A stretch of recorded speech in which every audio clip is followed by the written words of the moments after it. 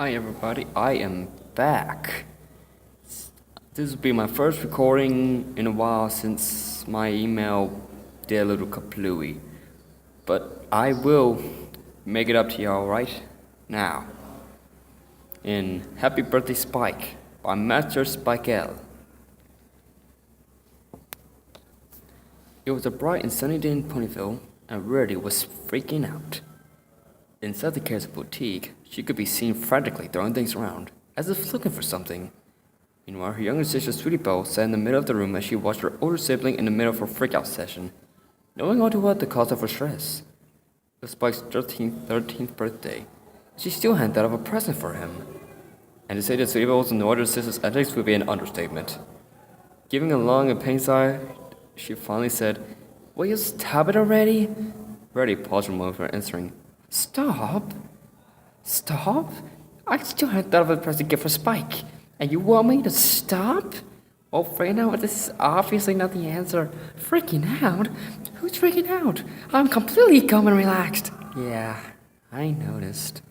Resuming her frantic and desperate search, Sweetie Belle decided to do at least something. And since she was just a small filly, reasoning was her best approach. Look, sis, we both know you're stressing out over this a bit too much. I am not stressing out. But you've got to stop and think for a second. There is no time to stop. Annoyed, Sweetie Belle got up and trotted over to her sister, who was currently underneath her own bed. He did proceed to bite her tail and drag her out there.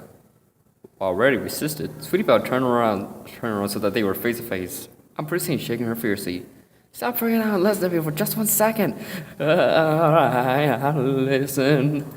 Sweetie Belle stopped shaking her. Good. Now you need to think. Spike is a close friend, and I'm sure that if you just relax, an idea will come sooner or later. But its birthday party starts in an hour. This actually gives you more than enough time to think. Look, just take a walk around town and think exactly just what he means to you. Then you think of something, okay? Well, I don't know. We both know you have to do this, sis. Now go. With that, Sweetie Belle pushed her older sis out of the boutique and shut the door. Rarity gave an exasperated sigh as she began her walk. She hadn't taken 2 steps before Sweetie Belle opened the door and added, I am not cleaning the mess you've made. With that, she shut the door and Rarity continued, thinking on what her sister had told her. Just what did Spike mean to her? A good friend, obviously, always willing to help her out whenever she needed it. In fact, he seemed to be there any time she needed it, in more ways than one. And so she began to remember all the times he was there, from all the times that he would help her out at the boutique, to deeper memories of him like the time he tried as hard as he could to save from the Diamond Dogs, and right after Grand Gap Gala incident 2 years ago. That memory struck a chord. Flashback. Rarity was running, with small tears in her eyes that dropped to the ground as she ran. She got to the main room, where she found most of her friends already gathered there. It was moments later that the rest showed up. It was upon reuniting with Spike that they all left the past grounds. Spike, however, did sense his friend in distress. Rarity, are you alright? You seem down. Oh, nothing, really. We both know it's not just nothing. What happened in there? I really don't feel like talking about it right now. Alright then. Spike had different thoughts on his mind other than simply letting the subject drop. So he figured he'd talk to her about this later. As they all arrived in Ponyville, they went to their respective homes. This is everyone but Spike. Rarity, wait! The aforementioned pony looks behind her, seen running towards her and stopping right beside, petting slightly. Look, Spike, if this is about earlier, I really don't want you to talk about it right now. Oh, too bad, because I'm not letting the subject drag until you tell me exactly what went wrong back there. Spike, please, I really don't... Rarity. She looked up at him and saw how serious he was. Walk with me.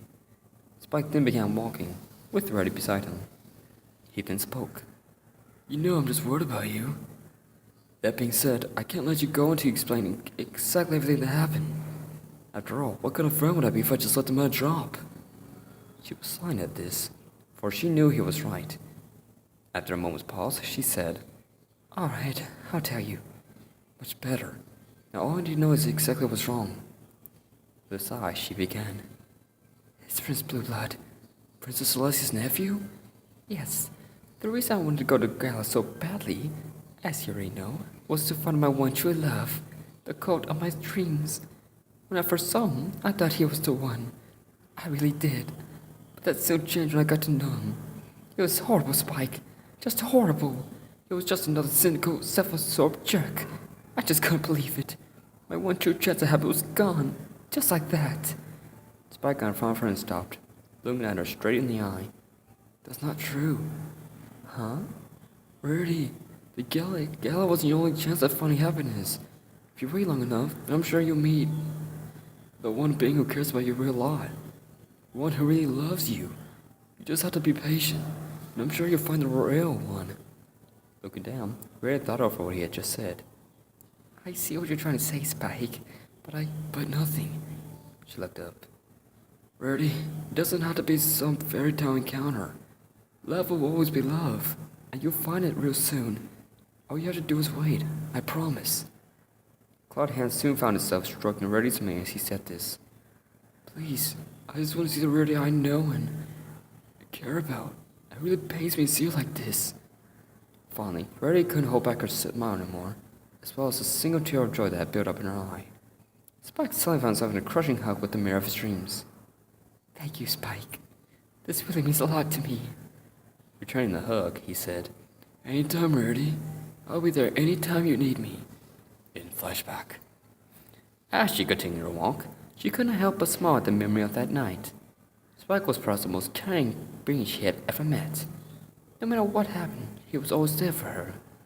One memory that stood out above the rest, however, was one that would remind her just how much the young dragon cared for her. The one memory that was slowly rising up. One that she hoped she would forget, yet at the same time keep for the rest of her life.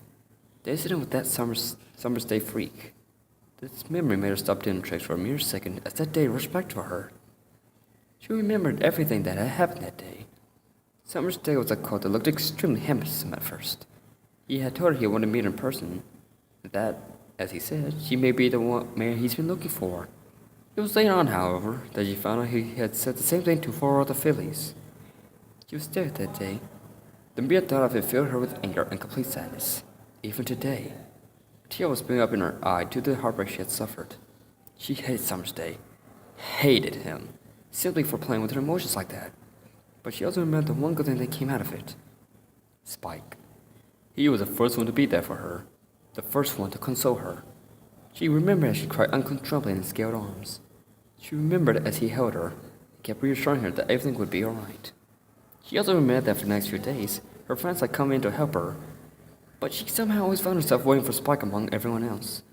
He always was, and always will be there for her, no matter what. Rarity soon found herself listing all the qualities she liked about the purple dragon. He was charming, selfless, honest most of the time. He would only lie when he needed to, or when he wished to save his hive from an angry twilight, but the latter rarely happened. He was compassionate, good-hearted, and was always far more than pleasant to be around. He was a true friend, closest to her at any point in her mind. He meant so much to her, and with that, she smiled. She let the tear fall. To her, Spike would always be her knight in scaled armor. Ray stopped in her tracks. Right next to the fountain in the middle of town, she didn't begin to realize just what Spike meant to her. All of their good times together were leading up to a single realization, quite possibly the biggest she had ever had in her life. Slowly, but surely, she finally began to realize the one thing she was too blind to see before. She loved him. Rarity loved Spike. He was always there for her, and always will be. He was the closest friend she had, and he always found a way to make her happy. She loved Spike, but the burning question was, did he love her? So far, she realized despite all he had done, she had only used him as a pincushion. She had treated him unfairly for so long that she began to feel ashamed of herself. And so she came to a decision, probably the most important one in her life. For his birthday, she would give Spike her heart, for he deserved it more than anyone. And that's when the town clock chimed at the hour of 6 p.m. Spike's birthday party started at 5. Oh goodness, look at the time! And so she began her sprint towards the library with one question burning in her mind. Spike love her back? She had to know. Upon reaching the library, she knocked impatiently, but not fiercely, on the door. After a quick moment, the door opened to reveal Spike wiping off a cupcake from his head. Well, look, it's a little late. I know, I'm terribly sorry. I lost track of time and Spike had her hand up to silence her. Rarity, it's alright. You got here just as the party was about to get in full swing. So I'd say you're partially late. Oh, alright then. Well, come on in. I was worried you wouldn't show up for a moment. Sorry about that. Rarity didn't really want to enjoy the party. Right now, she needed to think. Exactly how she was going to break the news to Spike. That she fell in love with him. Right now, all she could do was sit near a table as she watched a young dragon place his lunch in his head and proceed to compete against Pinkie Pie at cupcake eating. Spike had grown over the last 2 years. That much Reddy had noticed. For one, he was now taller than her about half an inch. His snout was a bit more pronounced. The two things on the sides of his head, frankly, I don't know what they are, had been replaced with horns that curved inward slightly. The spines on top of his head were sharper with the one in the front forming a small cow, and his wings, which were almost fully developed. Although his appearance had changed over time, he was still the Spike she knew and now loved. Yet sometime during the party, and Reddy was still trying to come up with some way to let Spike know how much he meant to her, without catching him off guard. As the time went by, she grew more and more frustrated, until she finally decided to get some air, at least to clear her mind. Spike had been keeping an eye on Reddy the whole time. So far, she didn't look like she was enjoying herself too much. Something seemed wrong with her for some reason, and he was determined to find out what. So he did the one thing on his mind as he watched her ascend the stairs. He followed her. As Reddy approached the balcony, Twilight kept for astronomical purposes. She looked up at the moon and stars, as she felt at ease with herself. That is, until she heard a voice.